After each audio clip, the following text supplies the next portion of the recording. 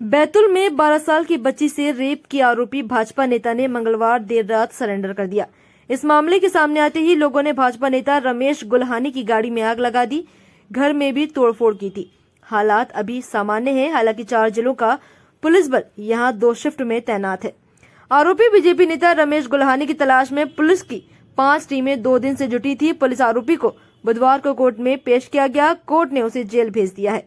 इस बीच बच्ची ने पुलिस को आरोपी की तमाम हरकतें बताई। उत्तराखंड के चमोली जिले में जमीन और पहाड़ धंस रहे हैं।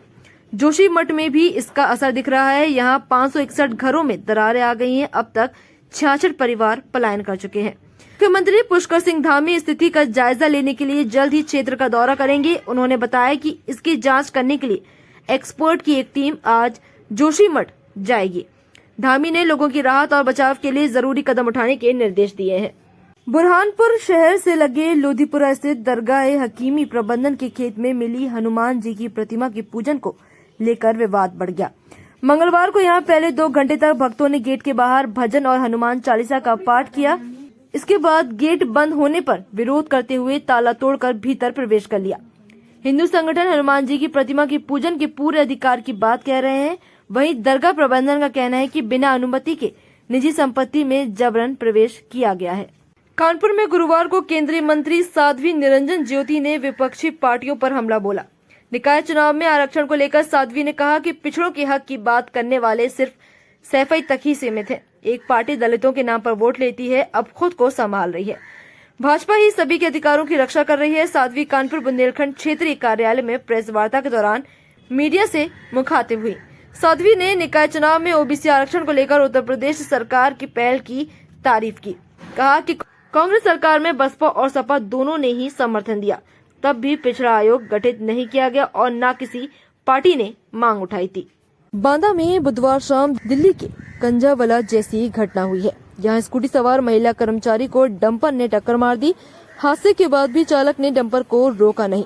वह स्कूटी समेत महिला को खींचते हुए करीब 3 किलोमीटर तक ले गया। आगे जाकर डंपर डिवाइडर से टकरा गया, जिससे उसमें आग लग गई।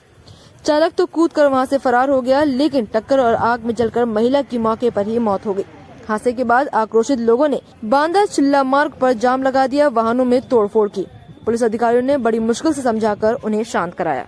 हल्द्वानी में रेलवे की जमीन से 50,000 लोगों को हटाए जाने के उत्तराखंड हाई कोर्ट के फैसले पर सुप्रीम कोर्ट ने गुरुवार को रोक लगा दी है। सुप्रीम कोर्ट ने कहा, इतने सारे लोग लंबे समय से वहां रह रहे हैं, उनका पुनर्वास तो जरूरी है। 7 दिन में ये लोग जमीन कैसे खाली करेंगे।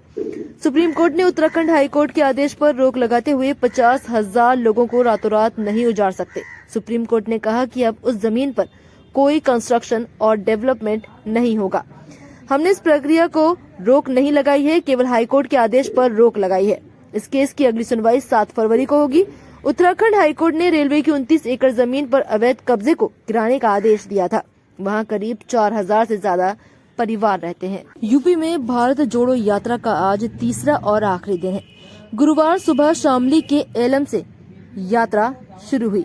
कैराना के ऊंचा गांव में अभी यात्रा स्टे कर रही है। यात्रा के प्रभारी पूर्व केंद्रीय मंत्री जयराम रमेश ने ऊंचा गांव में प्रेस कॉन्फ्रेंस की। इस दौरान कांग्रेस नेता सुप्रिया श्रीनेत ने बताया कि सोनिया गांधी की तबीयत ठीक नहीं है, इसलिए राहुल यूपी के यात्रा के साथ नाइट स्टे नहीं किया, दिल्ली चले गए। इसके अलावा जयराम रमेश ने राहुल गांधी का हवाला देकर बताया कि 2023 में पश्चिम से पूर्व तक ऐसी ही यात्रा निकाली जाएगी। इस पर विचार हो रहा है। इसमें हम उन राज्यों में जाएंगे जहां इस बार नहीं जा पाए हैं। 26 जनवरी से 26 मार्च तक हाथ से हाथ जोड़ो अभियान चलाया जाएगा। झांसी के पूर्व सपा विधायक दीप नारायण सिंह यादव जेल में बंद है। पिछले करीब 1.25 माह में उनकी 367 करोड़ रुपए की संपत्ति कुर्क की जा चुकी है। आरोप है कि उनके कुख्यात अपराधी लेखराज यादव को पुलिस कस्टडी से छुड़ाने की कोशिश की। बात दीप नारायण की करें तो वह बुंदेलखंड के कद्दावर नेताओं में शुमार हैं। अखिलेश यादव के करीबी भी हैं। जैसे जैसे राजनीति में उनका कद बढ़ता चला गया, वैसे ही उनके आपराधिक इतिहास के पन्ने भरते चले गए। झांसी में बर्फीली हवाओं का प्रकोप जारी है। गुरुवार को न्यूनतम तापमान 3.9 डिग्री सेल्सियस तक पहुंचा। दिन में तापमान 15.1 डिग्री सेल्सियस दर्ज हुआ था, जो कि सामान्य से 7 डिग्री कम रिकॉर्ड हुआ था। मौसम वैज्ञानिकों के मुताबिक पहाड़ों पर हुई बर्फबारी की वजह से अभी 3 दिन ऐसे ही ठंड पड़ने का अनुमान है। झांसी में सड़क हादसे में इकलौते बेटे की मौत हो गई। पिता ने रोते हुए कहा, बेटे से बोला था कि बाइक से मत जाओ, लेकिन वह नहीं माना। अगर बात मान लेता तो आज जान ना जाती। मौत के बाद पूरे गांव में गमगीन माहौल है। पुलिस ने पोस्टमार्टम के बाद शव परिजनों को सौंप दिया है।